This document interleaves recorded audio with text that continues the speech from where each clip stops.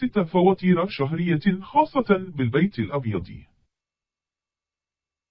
يأتي نمط الحياة الفخمة في البيت الأبيض مع تكاليف خاصة بالرئيس وعائلته تشمل المواد الغذائية وأجور الموظفين وطواقم فريق التنظيف في الحفلات الخاصة.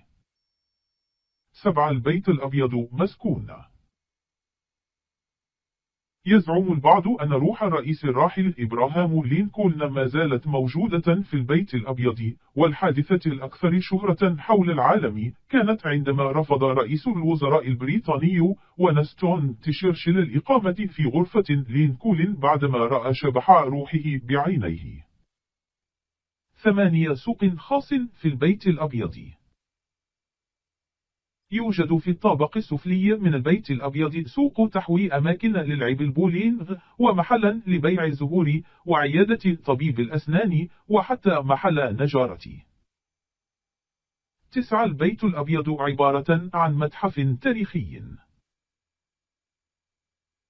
توجد في البيت الأبيض مجموعة فريدة من التحف واللوحات والقطع الثمينة مثل لوحة غيلبرت ستيوارت الشهيرة والتي جسدت فيها صورة الرئيس الأمريكي الأول وهو يحمل سيفا في يده.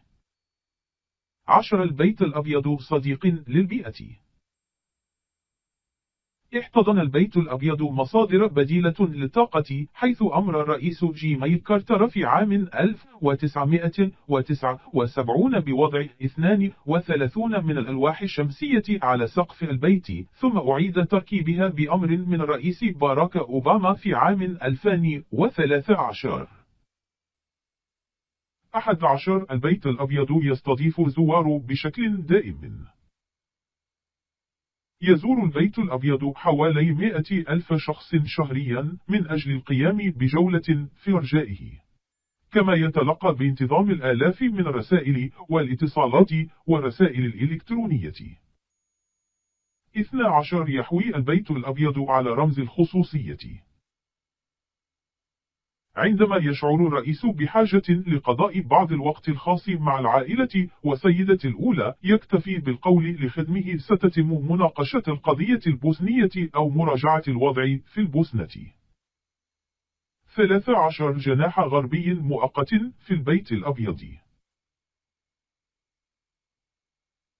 بني الجناح الغربي في عام 1902 من قبل تيودور روزفلت من أجل فصل مكتب العمل عن الحياة الأسرية، وفي عام 1909 وافق الرئيس ويليام هوارد تافت على إعادة تصميم الجناح وتحويله إلى مكتب الرئيس البيضاوي كما يسمى حاليا. 14 تغيير خاص في البيت الأبيض لذوي الاحتياجات الخاصة. عندما بني هيكل البيت الأبيض لأول مرة لم يكن يحوي تسهيلات لذوي الاحتياجات الخاصة، ولكن مع انتخاب فرانكلين روزفلت تم تركيب مصاعد داخل البيت لتكون في متناول الجميع.